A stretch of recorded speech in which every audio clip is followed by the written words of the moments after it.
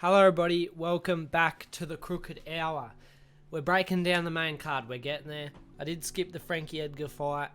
Not too interested in that one if I'm being completely honest. It's interesting, but I really wanted to just take the time to sort out these other four fights, break them down, see how to bet both ways on them because they're all very interesting fights. Check out my last video, Dan Hooker vs Claudio Pulzez. I don't know how to say that, but yeah. We're building up the main card. So next up, very interesting matchup, Dustin Poirier versus Michael Chandler. Now, the Taylor tapes here if you want to read it. I'm just going to break down the main points here. So we got 28-7 versus 23-7. Dustin Poirier with the more experience, and I'd probably say versus the better people. Win or lose, he's versus the better people in my opinion.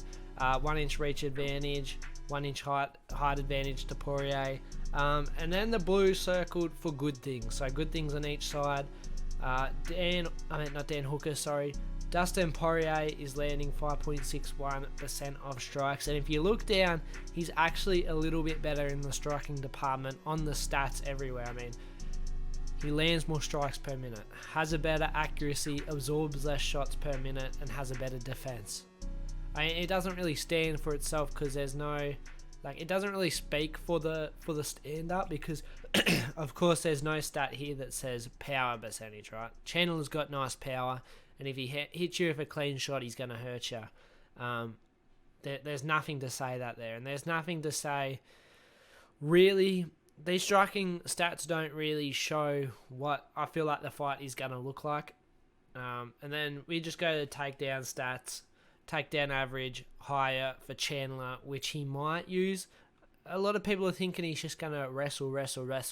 I don't say that. When does Chandler just come out there and want to wrestle?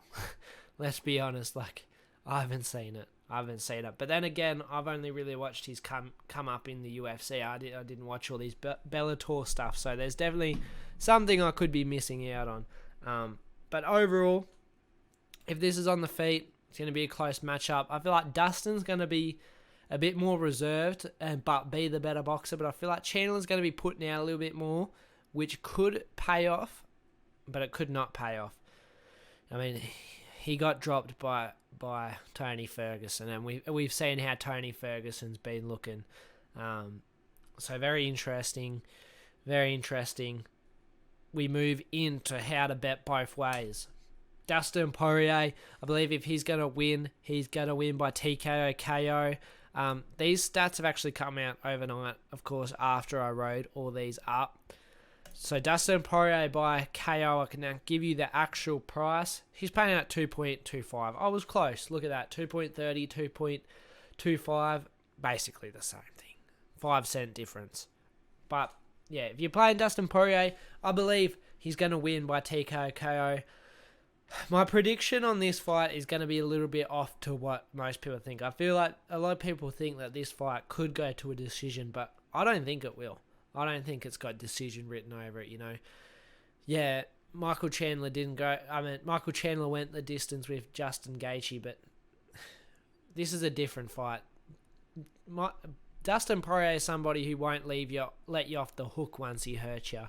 And that could get him clipped as well by Michael Chandler. And I really think that's going to put the thought in Michael Chandler that, this guy's he's going to take any chance to finish me. He's not going to give me a break. So I've got to give him the same thing back. If I hurt him, I can't just let him off the hook.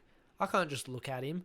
I need to finish this guy, whether it's on the feet or on the ground. I feel like both men are going to be doing that. And I'm banking, if I was on the side of Dustin Poirier, if Dustin Poirier hurts him with a nice shot like Justin Gaethje did, he's not going to just step off the pedal. He's going to be at nice boxing range, teeing off until he gets that TKO. Dustin Poirier doesn't want to spend any more time in there than he has to. The guy loves fighting, sure, but he's just not the type of guy to let a hurt opponent off the hook, in my opinion. So we move on to Michael Chandler. Same thing. Michael Chandler by TKO KO is actually paying out at 4.90. It's a lot better than what I thought it would be, and there's actually some real profit in that. You go to his money line, 2.78. For KO, 4.90. That's not bad odds. That's not bad odds at all. You know, exact same thing I'm saying about Dustin Poirier. Michael Chandler, you know, he's got that explosive power. You see what he did to Tony Ferguson in that second round. Dustin Poirier is much better fighter than Tony Ferguson these days. I mean, do you see him clipping Dustin Poirier with that shot? Maybe. I mean, it's possible. I feel like it's going to be the same thing, though. If Michael Chandler hurts Dustin Poirier, he's not going to want to let him off the hook because he knows Dustin Poirier wouldn't do the same thing back.